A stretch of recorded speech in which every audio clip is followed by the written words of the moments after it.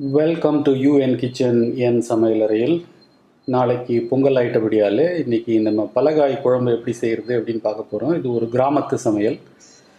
இதில் தரைக்கு அடியில் வளர்கிறது கிழங்கு வகைகள், செடியில் வளர்கிறது தரைக்கு மேலே, கொடியில் வளர்கிறது எல்லாத்தையும் போட்டு ஒரு குழம்பு வைப்பாங்க. எல்லாமே நாட்டுக்காய், காயெல்லாம் ஒத்தப்படையில் இருக்கணும் அப்படின்னு சொல்லுவாங்க. ஸோ நான் இங்கே வந்து நாட்டுக்காயாக எடுத்து வச்சுருக்கேன். ஸோ இதில் அவரைக்காய், பீன்ஸு, மொச்சை, பட்டர் பீன்ஸ், அதுக்கப்புறம் முருங்கைக்காய், பரங்கிக்காய், வாழைக்காய், தடியங்காய் எல்லாமே இருக்குது. ஸோ அது தவிர கத்திரிக்காய், உருளைக்கிழங்கு, சேப்பங்கிழங்கு இங்கே கட் பண்ணி தண்ணியில் போட்டு வச்சுருக்கேன், இல்லைன்னா அது கலர் மாறிடும். வெங்காயம் கட் பண்ணி வச்சுருக்கேன். சின்ன வெங்காயம் ஒரு 15-20 வெங்காயம் கட் பண்ணணும். அதே மாதிரி அந்த வால்யூமுக்கு ஏற்ற மாதிரி தக்காளி, தாளிக்கிறதுக்கு கடுகு, சீரகம், வெள்ளை உளுத்தம்பருப்பு, பெருங்காயம், அதுக்கப்புறம் நமக்கு சாம்பார் பொடி தேவை, ஒரு 4-5 டீஸ்பூன் தேவைப்படும். புளி ஒரு 1.5 எலுமிச்சம்பழம் அளவுக்கு புளி கரைச்சி வச்சுருக்கேன். ஒரு 50 கிராம் துவரம்பருப்பு, அதை வந்து நல்லா வேக வச்சு வச்சுருக்கோம். அப்புறம் கொத்தமல்லி, கருவேப்பில்லை இதெல்லாம் வேணும். இதில் போடுற காயில் பலாக்காய் போடலாம், மாங்காய் போடலாம், மொச்சக்கொட்டை. இதை வந்து முதல்லையே வேக வச்சு அதில் இருக்க தண்ணி இருத்துட்டு அந்த மொச்சக்கொட்டையை யூஸ் பண்ணணும். இல்லைனாக்கா அந்த வாயு தொந்தரவு வந்து கொஞ்சம் வயசானவங்கள படுத்திடும். ஸோ அது ஒரு டிப்பு.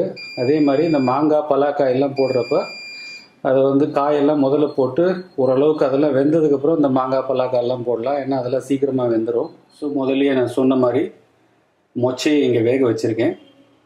மொச்சை ஓரளவுக்கு வெந்த உடனே அந்த மொச்சையில் வெந்த தண்ணியெல்லாம் இருத்துட்டு வெறும் மொச்சையை மாத்திரம் எடுத்துக்கணும். ஸோ அது மொச்சை வேகிறப்பயே நம்ம வந்து அந்த புளியை கரைச்சி புளி கரைசல் எடுத்துக்கலாம். இப்போ மொச்சை நல்லா வெந்துருச்சு. அது கொதித்த தண்ணியை வந்து ட்ரெயின் பண்ணி எடுத்துட்டோம். அடுத்தது புளி கரைசலும் இப்போ ரெடி ஆகிடுச்சு.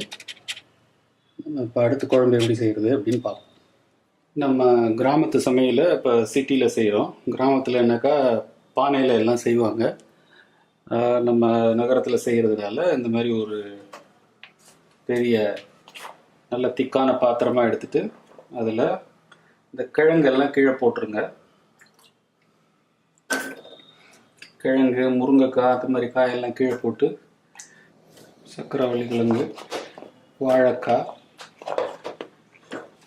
அதுக்கப்புறம் அவரைக்காய், பீன்ஸு, பரங்கிக்காய், கத்திரிக்காய் எல்லாம் மேலே போடுங்க. மொச்சை, பட்டர் பீன்ஸ் எல்லாம் போட்டு கொஞ்சம் லேசாக கொஞ்சமாக தண்ணி ஊற்றினா போதும். இதை மூடி வச்சு வேக விடணும். ஸோ நான் குக்கர் மூடி போட்டு சும்மா தான் வச்சுருக்கேன்.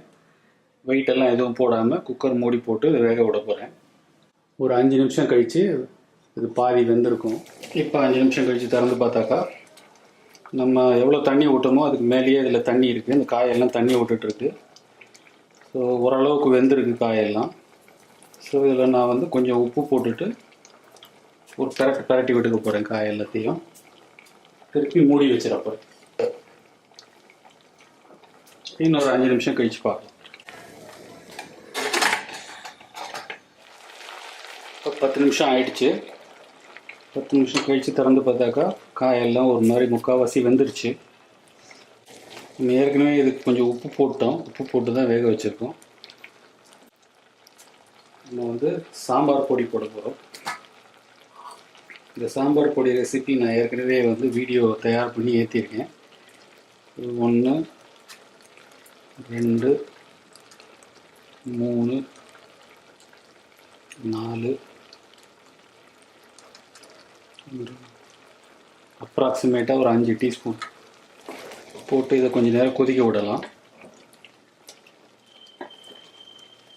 நான் கொஞ்சம் மஞ்சள் பொடியும் சேர்த்துக்க போகிறேன்.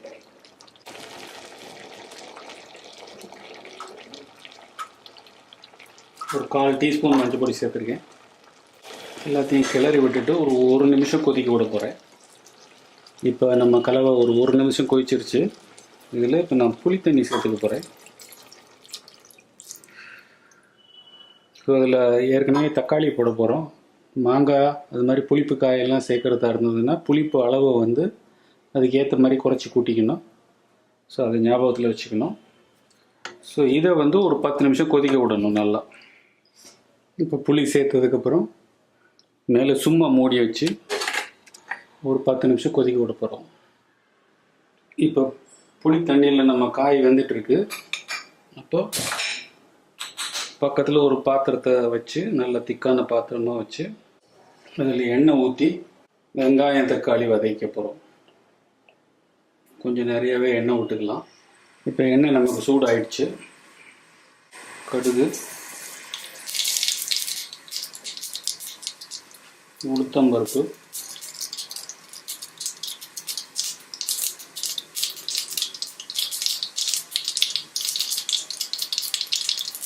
சீரகம்,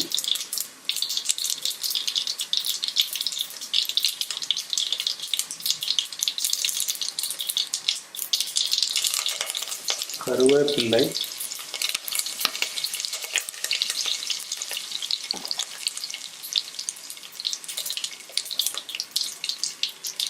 பெருங்காயம்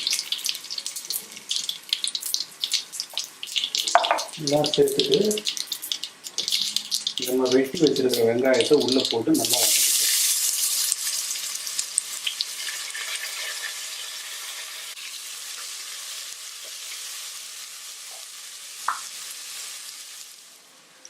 இப்போ வெங்காயம் நமக்கு கலர் மாறிடுச்சு. நல்லா வெங்காயம் வாசனை வருது, வதங்கின வாசனை. ஸோ இந்த சமயத்தில் தக்காளி சேர்த்துக்க போகிறோம்.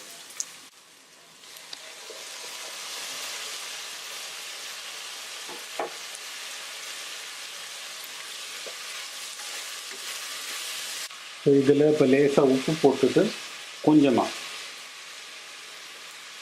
உப்பு போட்டுட்டு இதை மூடி வச்சிட போகிறோம். தக்காளியும் வெங்காயமும் நல்லா குழைய வேகணும்.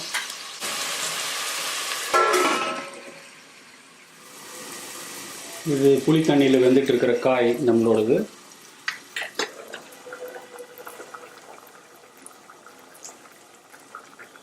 நல்லாவே வந்துடுச்சு. ஸோ இப்போ இதை அடுப்பு ஆஃப் பண்ணிட போகிறேன்.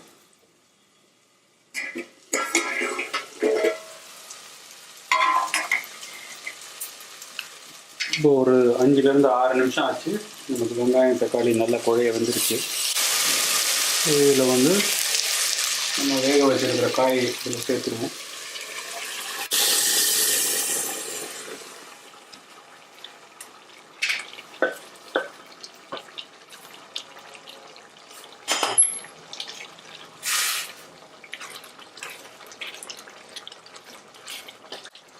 இப்போ வேக வச்சிருக்கிற பருப்பையும் இதில் சேர்த்துட போகிறோம்.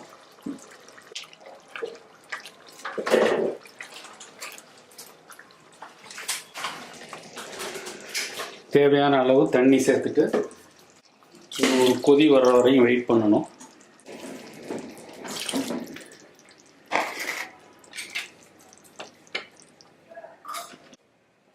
இப்போ இதில் நான் தேவையான அளவுக்கு உப்பு சேர்த்துக்க போகிறேன் டேஸ்ட்டுக்கு.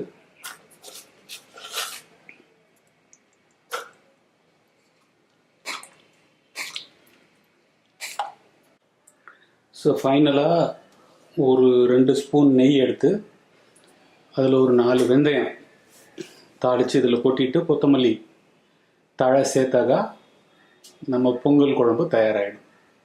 இப்போ தாளிக்கிற கரண்டியில் நெய் சூட வச்சுருக்கேன். அதில் ஒரு 5லேருந்து 10 வெந்தயம் உள்ளே போட்டு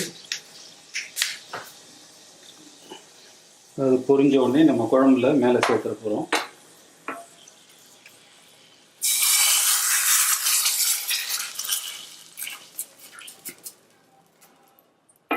சேர்த்துட்டு கொத்தமல்லி தழை சேர்த்துட போகிறோம்.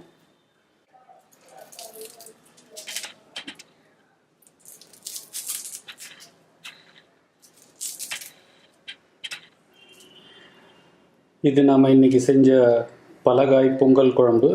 நாட்டு காய்கறியோடு வச்சு செஞ்ச ஒரு குழம்பு.